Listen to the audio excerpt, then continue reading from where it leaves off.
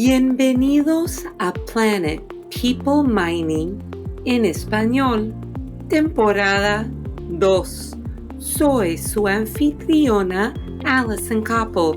Aquí presentamos las historias de superestrellas en el cruce entre la minería, la sustentabilidad y las comunidades. Escuchen lo que motiva a los top profesionales en este campo impactante. Acompáñenos mientras describen sus desafíos y lecciones aprendidas. And if you're understanding me right now, look for Planet People Mining in English.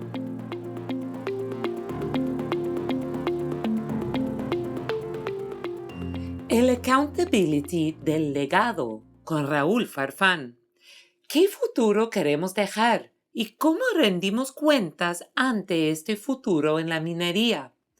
Hoy converso con Raúl Farfán, experto peruano en sustentabilidad y gestión social, sobre cómo impulsar el concepto de legado como la inspiración para las decisiones de hoy en día en el sector minero y cómo responsabilizarnos para cumplir con ello.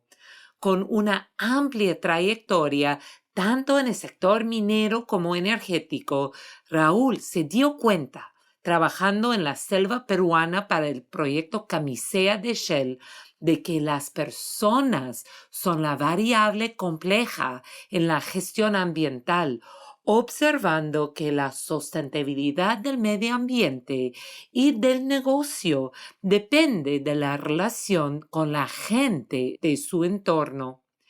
Químico de la Universidad Peruana Cayetano Heredia, Raúl cuenta con una maestría en Ciencias y Tecnología Ambiental de la Universidad de Delft en Holanda. Ha trabajado con varias grandes empresas mineras, tales como Xstrata, ahora Glencore, en el Perú y Filipinas, Antamina y Newmont, y ha iniciado su carrera con la consultora Social Capital Group, viajando por toda América Latina. Bueno, hola Raúl, qué gusto tenerte aquí en el podcast. No, las gracias a ti, Alison. De verdad, para mí es un honor y un gusto estar contigo en este podcast. Además de todos estos años de amistad que tenemos y de haber compartido tantas lindas oportunidades y retos en la industria. Oye, estoy pensando, ¿cuántos años te conozco? Yo creo que tú eres una de las primeras personas que sí conozco en la industria minera. O sea, Sí. 4 empresas atrás. Sí. Mira, buena tu memoria. Claro, yo estuve en BHP y tú en este momento estás con Xstrata, que ya no existe como empresa. Xstrata, ¿no? Xstrata, es correcto. Pero que compartimos en la inversión de Antamina y ahí fue, o sea, este mundo de minería, estamos con un grado de separación. Ahí no, sí que continuamos con esto. Si nos puedes contar un poquito más sobre tu biografía, tus hitos profesionales, personales, para que todos te conozcan. Tú sabes, yo soy químico de profesión en realidad y yo empecé mis primeros años como químico puro, ni siquiera ingeniero químico, químico puro. Me gradué en la universidad aquí en Cayetano Heredia y la verdad es que en esas épocas, estoy hablando del año 94, las oportunidades de investigación eran muy pocas aquí en el país, ¿no? Y bueno, siguen siendo bastante limitadas también. Entonces tenía dos opciones. Una era trabajar en todo lo que era control QA/QC, en lo que era control de alimentos, en control de calidad de aguas y también en control de calidad de lubricantes, lo cual finalmente yo terminé haciendo. Así que entré a trabajar en una empresa de lubricantes y valgan verdades que solo duré 3 meses por varias razones. Uno, que el trabajo era bastante pesado y lo otro es que cuando yo regresaba a casa tomando mi bus, toda la gente me miraba y me detestaba porque yo salía del laboratorio oliendo a azufre, a aceite, a químicos y la verdad que no era una experiencia muy satisfactoria. Así que no duré mucho, estuve 3 meses ahí y así que busqué desarrollar mis habilidades fuera del país, así que apliqué a una maestría. Estados Unidos no me dio mucha bola, rechazaron varias de mis propuestas, Canadá igual, y finalmente los Países Bajos, Holanda, sí aceptó mi aplicación, me dieron una beca para poder hacer mi maestría durante 2 años y ese fue uno de los momentos, creo yo, que de alguna manera cambió mi vida y me dio un poco la base de lo que estoy haciendo yo en estos tiempos. Hubo un curso en específico que me cambió y me marcó, que fue el curso de Estudio de Impacto Ambiental. Este curso en esa época, estoy hablando del año 1998, lo daba el gerente de Health, Safety, Environment and Communities de Shell, que estaba operando aquí en Perú con el proyecto Camisea. Y en esos 3 o 4 lecturas de la semana dije, esto es lo que yo quiero hacer. Trabajar en una operación con temas altamente sensibles en el tema ambiental, y en ese momento todavía yo no caí en la cuenta que el tema social era más importante que el tema ambiental. Y es así que terminamos esa semana, le propuse a Shell hacer la segunda parte de la maestría y después trabajar con Shell, y esto se cristalizó. Así que al año siguiente volví a Perú para terminar la maestría haciendo la tesis. Y ahí el tema de comunidades nativas era central, ¿no? Y es por donde empiezo un poco a hacer este giro casi de 180 grados, pasar de la parte química, luego al tema ambiental y finalmente el tema social con todo lo que era consulta previa, stakeholder engagement y todo lo que hoy día ya, digamos, de alguna manera es el argot que usamos generalmente en la industria, ¿no? Eso, yo creo que para mí ese hito me ha marcado muchísimo y de alguna manera delinea la carrera profesional que yo he tenido en los últimos 25 años. Acabo de aprender muchísimo porque iniciamos diciendo, bueno, nos conocemos casi 20 años y nunca sabía, o sea, estos años que describiste de trabajar en esta fábrica de lubricantes, estoy imaginando la escena, y llegas en el bus, nadie quiere sentarse al lado de ti y tú dices, no, esto sí no es mi carrera profesional. Pero luego de entender, primero, la importancia, si uno puede, de salir de su país y esa experiencia profunda de aprendizaje de uno mismo, y esto de que llegaste hasta Holanda y lograste tomar contacto con la empresa Shell, que tiene su sede global ahí, y esa conexión con el Perú. Pero lo que me marcó de tu relato es que llegaste en un momento donde te dijiste, esto de lo social no es que es igual que esos temas ambientales o esos temas técnicos, químicos que conozco bien, pero este tema social es más importante que los temas ambientales acá. Explícame un poco más este momento, porque a lo mejor alguna situación en el campo te marcó. ¿Por qué llegaste a decir esto? Sí, y gracias Alison por la pregunta. Cada vez que uno construye, ya sea una operación minera, una operación de hidrocarburos o de energía, siempre va a generar dos cosas. Preocupación por un lado y expectativa por el otro lado. Y si estas dos no se manejan de manera adecuada, lamentablemente no importa que también hagamos la gestión ambiental, siempre esta expectativa y esta preocupación va a ser más importante de la forma como nosotros manejamos el tema ambiental, porque la expectativa y la preocupación finalmente nos van a generar protestas, nos pueden generar bloqueos, nos pueden generar demandas y si no sabemos gestionarlas, esto finalmente puede impactar el desarrollo óptimo de las operaciones. Entonces, ahí es donde, viendo precisamente la experiencia de esta primera industria, es donde empecé a correlacionar los dos temas. Es decir, uno no está despegado del otro y por ende tenemos que tener un enfoque mucho más holístico del tema ambiental y finalmente el tema social termina siendo más importante porque la gente, la población, el gobierno, los grupos de interés tienen que tener confianza de lo que estamos haciendo en la parte ambiental realmente no le va a generar un impacto ya sea en el corto, mediano o largo plazo. Y ahí es donde se conectan las dos. Nunca lo pensé en estos términos, de verdad. Me gusta este marco. En este trabajo social me gustan mucho los marcos que nos ayudan a organizar este trabajo. De un lado hay la preocupación y del otro lado hay la expectativa.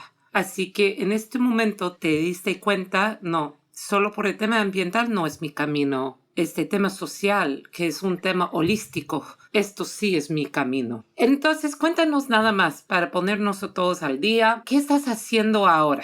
Hoy en día yo lo describiría como generando las condiciones para cumplir el propósito de la compañía actual. Nuestro propósito como compañía en Petrotal es crear valor y generar más oportunidades para el desarrollo de las personas, ¿no? De las poblaciones. Y como parte de ese rol, tengo a mi cargo toda la vicepresidencia de sostenibilidad. Tengo la gestión social, la gestión ambiental, la gestión con gobierno, comunicaciones e interinamente también estoy viendo el tema de safety, ¿no? O seguridad industrial y seguridad de las personas.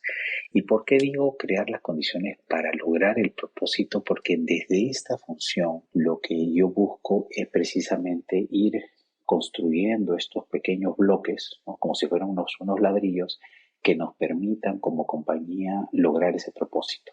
Y ese propósito finalmente lo que busca es que la población que es parte de nuestra zona de influencia pueda tener oportunidades para desarrollarse en el futuro.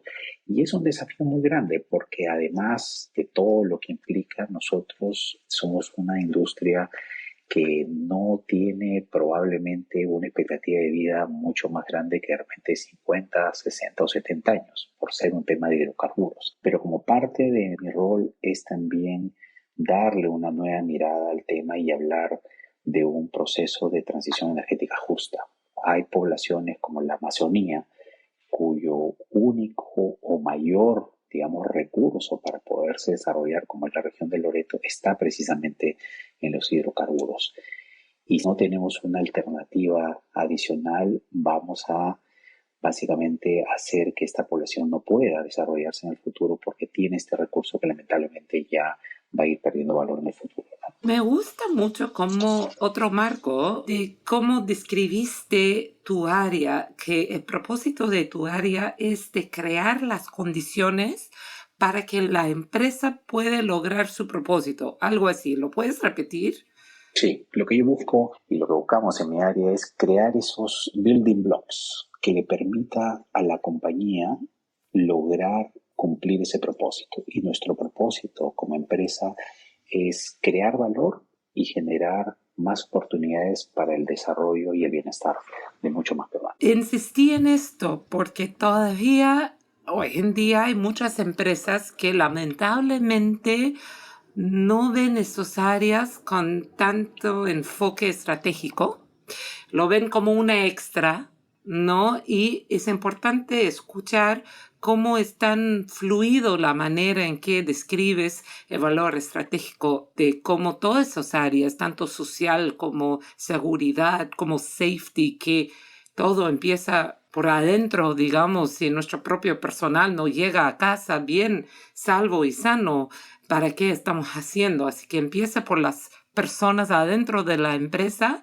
de crear esas condiciones de trabajar y se conecta con las comunidades, con la seguridad, con el medio ambiente. Y quiero resaltar, o sea, que empezaste tu historia profesional, bueno, no al inicio, pero tu primer puesto, digamos, dentro del sector extractivo en el área energética y ahora estás trabajando de nuevo en el área energética y tengo que resaltar que casi Sí. toda la parte de medio ha sido la minería, porque igual, Ajá, este sí, programa es sobre la minería, pero que la sí, gente sí, no sí. está pensando, ok, hemos cambiado de tema o no, pero es para demostrar que tenemos tanto en común con el sector energético, con cualquier sector que está impactando la tierra.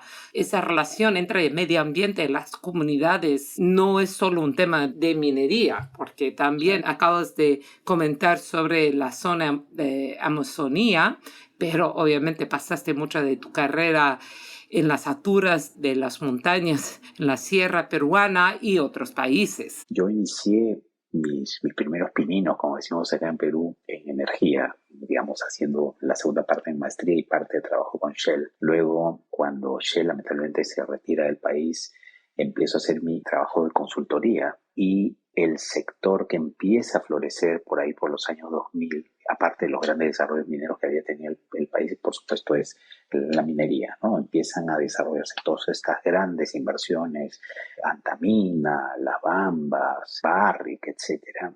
Y ahí empieza un poco mi trabajo ya de riqueza, de lo que pude aprender en esos primeros años en los temas sociales ambientales, lo desarrollé en realidad a lo largo de estos 25 años en el sector minero, con todas las experiencias con Extrata en Las Bambas, con Antamina, con Newmont. Para mí Newmont fue una escuela fabulosa también.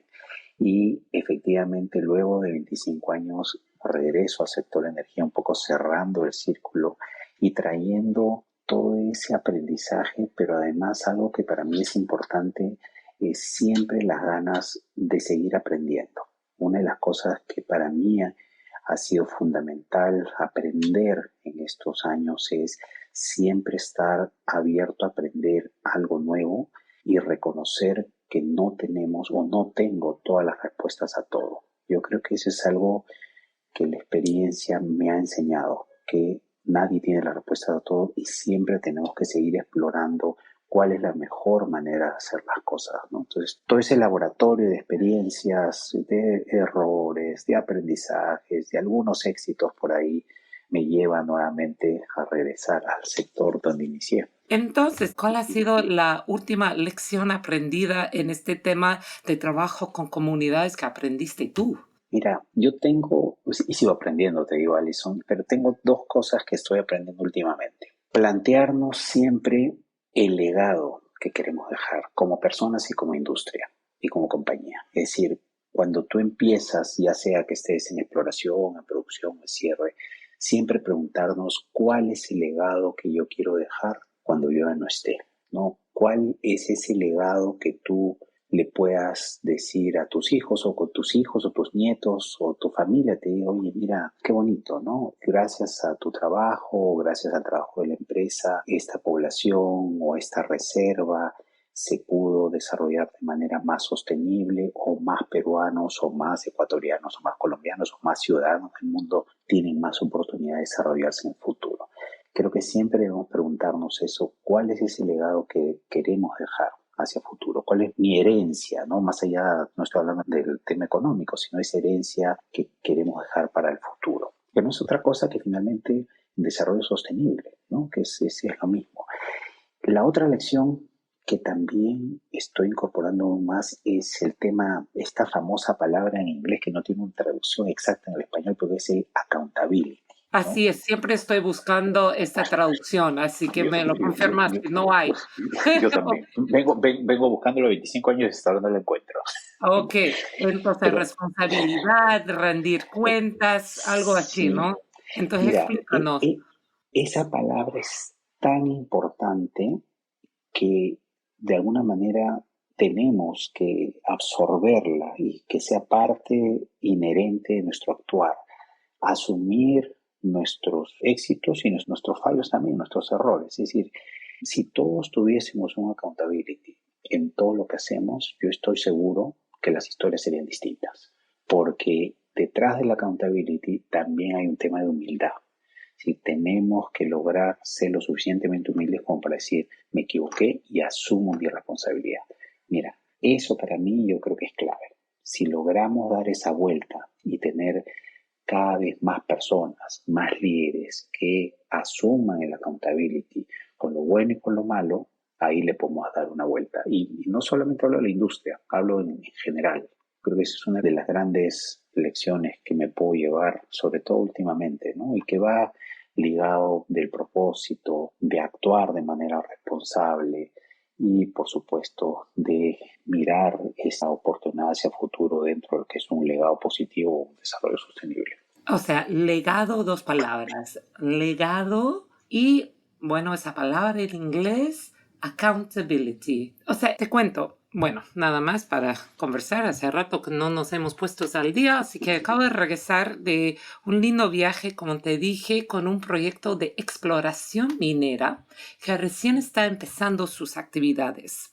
Te cuento esto, o sea, en este último año de consultorías, estoy relacionándome mucho con empresas de exploración, cosa que no hice en mi carrera con mineras grandes. O sea, equipos de exploración sí, pero no con empresas de exploración.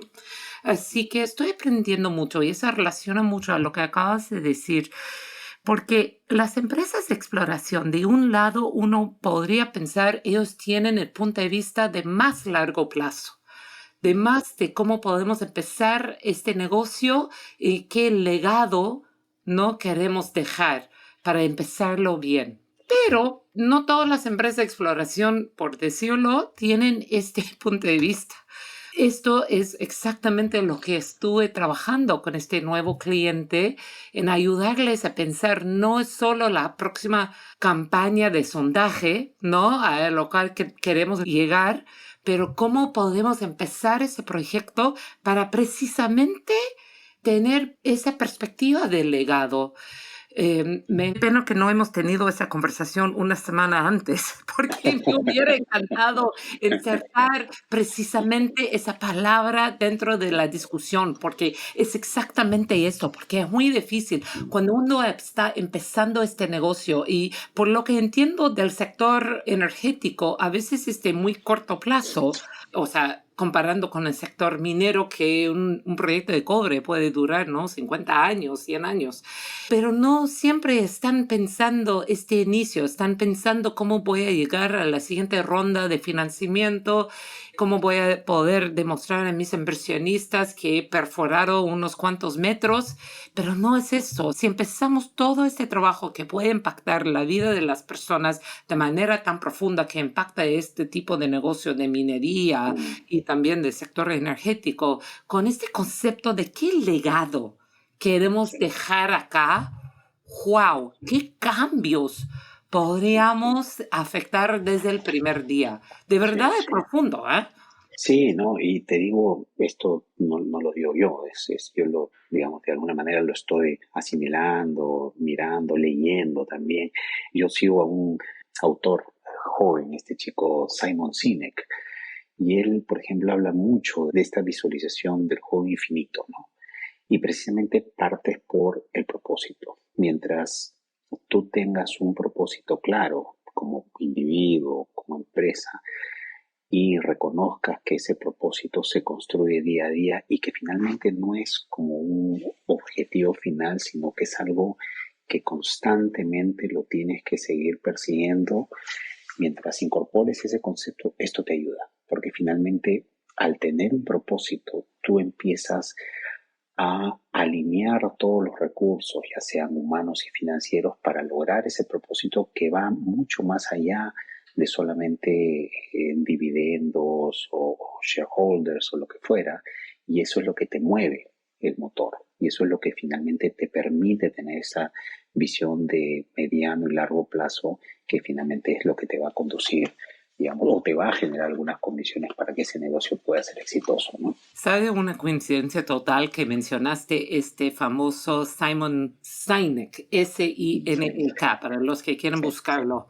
Es que justo antes que yo llegara a Denver para mi entrevista de Newmont el año 2014, una muy buena amiga mía me dijo, oye, acabo de ver ese video de este Simon Sinek, véalo antes de tu entrevista. Entonces, es un video de 5 minutos que dice, al empezar la entrevista, que primero tu propósito, en inglés tu why, por el qué te mueve, qué te motiva.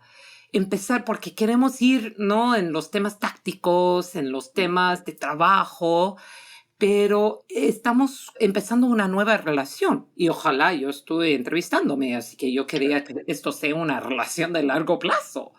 Entonces, en empezando una nueva relación, y esto va en la mano con lo que acabamos de contar, empezando una nueva relación con una empresa, es de fijarnos primero en este concepto de propósito, el por qué estamos acá. Nosotros que trabajamos en ese sector, digamos el sector minero, es que hemos estudiado mucho, hemos dedicado mucho de nuestra vida preprofesional en dedicarnos a algo con propósito para nosotros. Así que me gusta cómo es linkeado, no vinculado este concepto a este concepto de empresa y este concepto de legado.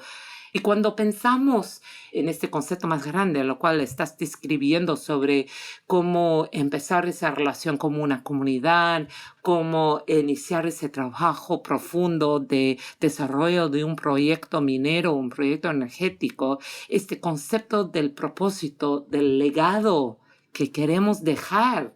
Wow, no todas las empresas empiezan así. La gran mayoría, hay muchos, yo no sé si es la gran mayoría o muchos, empiezan, vamos a hacer A, B y C, punto. No Claro, es, sí, ¿qué legado? Y esa pregunta es aún más profunda. ¿Qué legado queremos dejar acá? El porqué, exacto, el propósito. Fuerte, de verdad.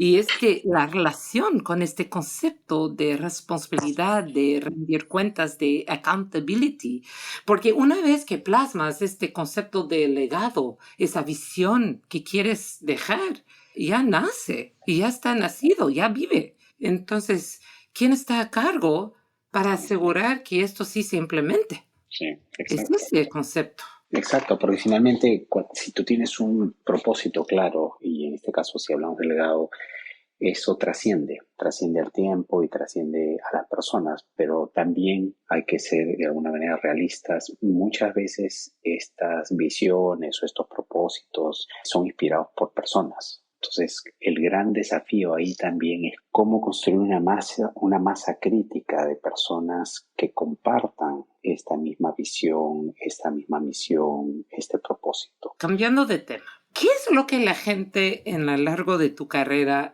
suele no entender bien sobre tu trabajo? Y yo creo que esto ha ido evolucionando con el tiempo.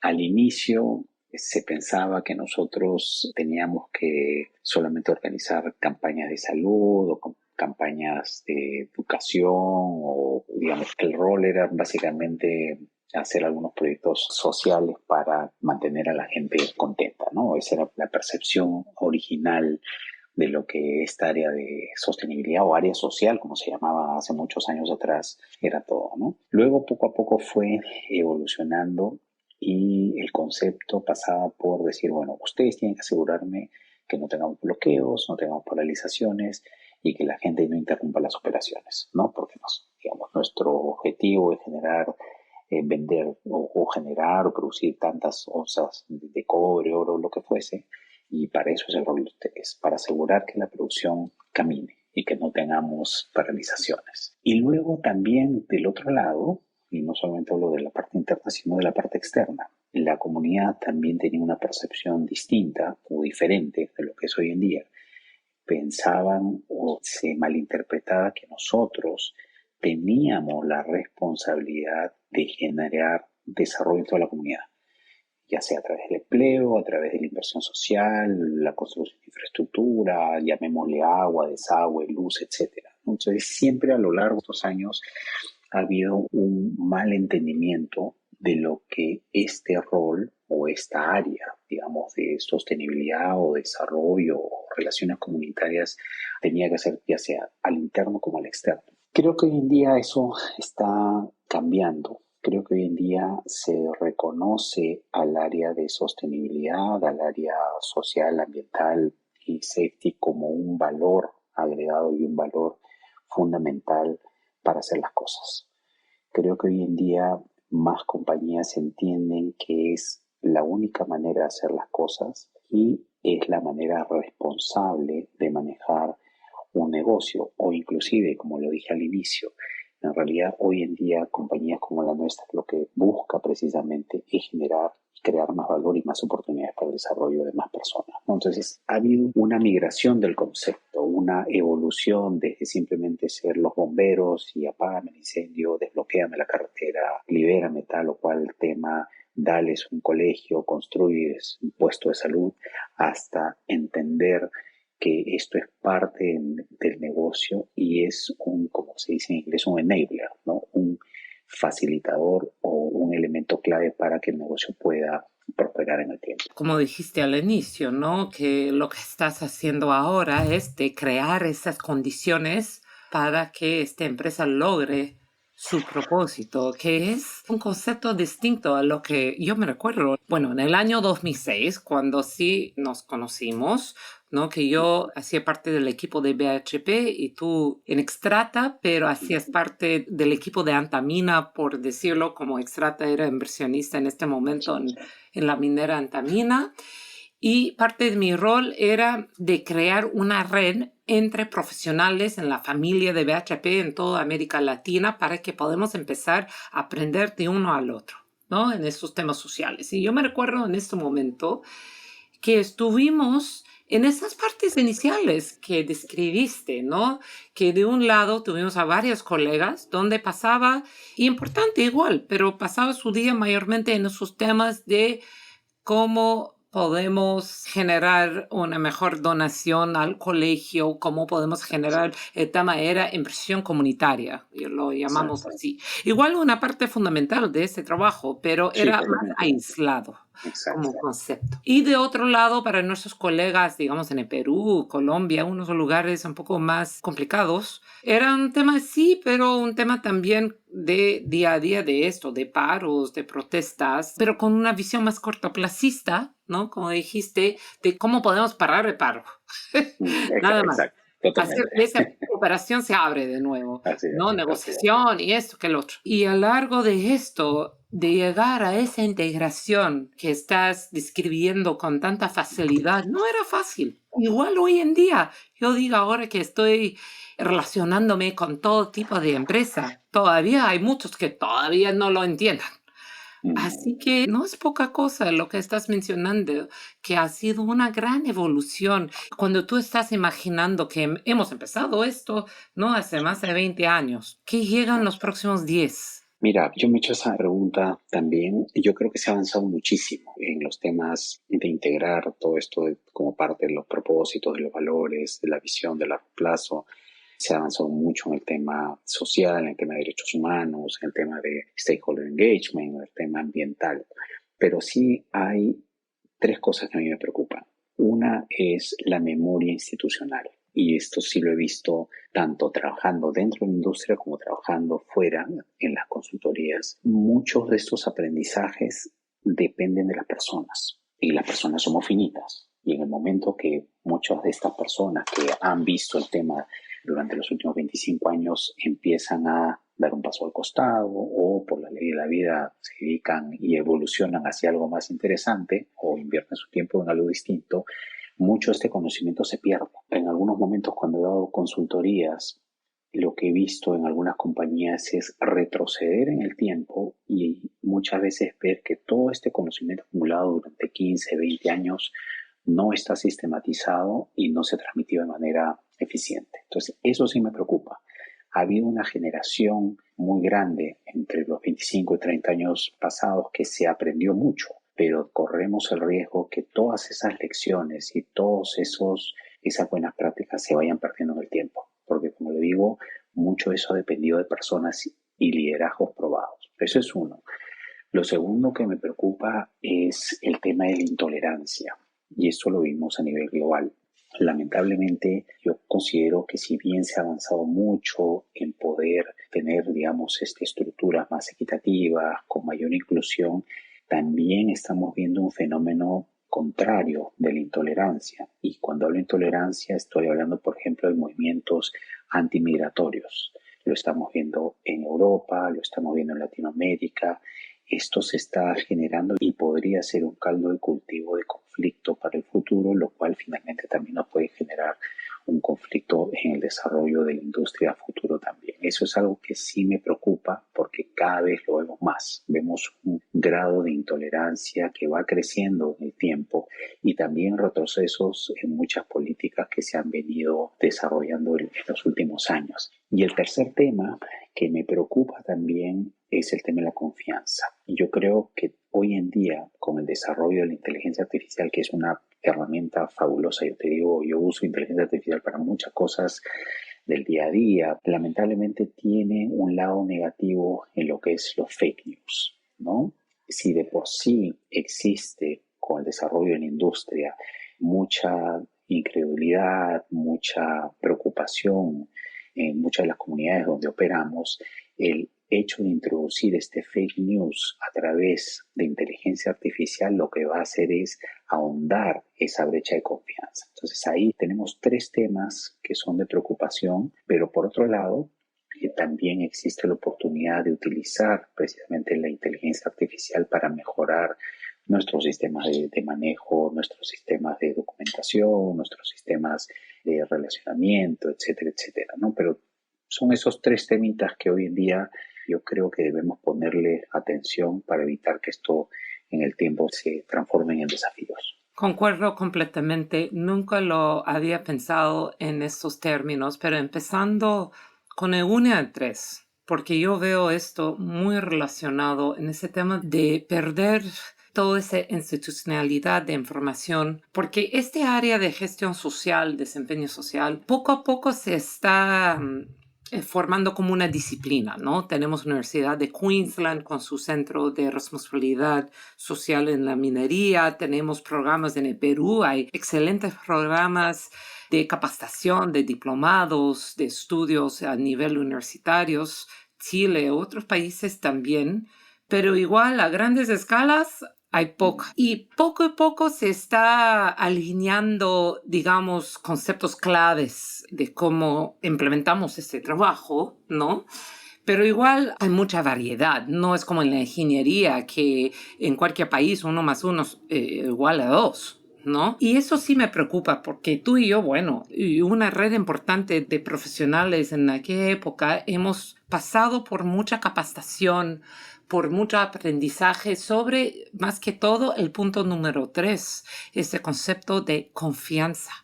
Porque aún más en ese día a día de inteligencia artificial y uno piensa que todo se puede lograr detrás de una pantalla de computadora. Hemos aprendido profundamente cómo volver a lo básico y cómo relacionarnos uno por uno con personas y escucharlas y generar un enlace de confianza humana como práctica profesional. Y ahora me doy cuenta de que estamos perdiendo mucho de esta institucionalidad, de este aprendizaje que hemos pasado como industria, volviendo al inicio de las conversaciones básicas, pero que son en un entorno mucho más complejo, porque mucho más dinámico con estas noticias falsas, con que solo podemos solucionar todo con comunicaciones de medios sociales y videos generados, que me encanta, o sea, innovación en todo eso, en medios sociales y comunicación y tal, pero no como punto de partida.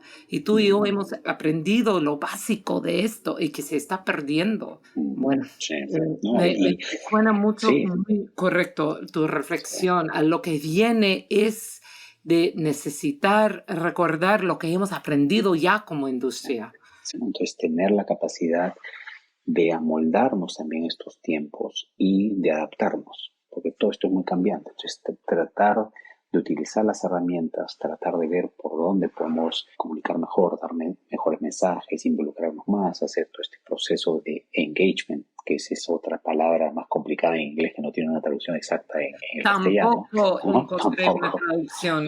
Exacto.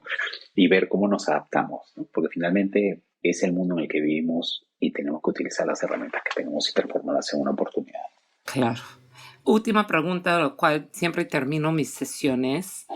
¿Qué consejo darías a otros que quieren tener éxito en este lindo trabajo? Uf, pero quizás las relaciones o en todo caso los aprendizajes que yo les puedo compartir son algunos, ¿no? Uno, como lo dije al inicio, tener un propósito, tanto en la vida personal, en la vida profesional, en la vida empresarial, es fundamental saber por qué estoy aquí y no tiene que ser un propósito súper altruístico de que quiero cambiar al mundo, no, pero al menos tener un propósito por el cual uno se levante todos los días y se acueste todos los días reflexionando sobre el tema. Actuar de manera responsable con nuestros vecinos, con nuestros familiares, con nosotros mismos, con las poblaciones, con las comunidades, con el medio ambiente es fundamental.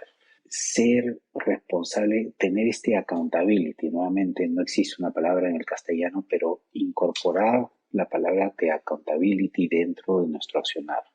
Asumir nuestros éxitos, asumir nuestros errores de manera responsable. Ser humilde. Creo que algo que nos tenemos que llevar siempre es que nosotros no tenemos la respuesta para todo y tenemos que tener siempre esa apertura a aprender, a escuchar, porque siempre en ese aprendizaje y en esa escucha se aprende algo nuevo todos los días. Trabajar duro para dejar un legado. Cuando estés en tus últimos días, o no necesariamente tus últimos días, siempre pregúntate cuál es la imagen que tus hijos o tu familia quiere tener de ti, qué es lo que tú dejaste, más allá, como dije al inicio, de una herencia económica, que es importante, pero no es lo más relevante, qué es lo que tú dejaste detrás. Y finalmente, mantener siempre la curiosidad para preguntarse cómo funcionan las cosas, por qué esto es así, por qué esto es acá, no quedarse contento con la respuesta y ver si es que existe otra forma de hacer las cosas. Yo diría que esas son algunas de las reflexiones a las que he podido llegar en estos últimos años, Alison. Muchísimas gracias. Ya estoy pensando en el título de esta sesión, el legado como punto de partida. Ya sabes, nunca sé por dónde va a terminar esas conversaciones. Siempre inicio con las mismas preguntas para todos y hemos llegado a una conversación linda y profunda. Te agradezco muchísimo, Raúl, por acompañarme en este podcast. Las gracias a ti, Alison, de verdad, las gracias a ti. Es un placer siempre conversar contigo.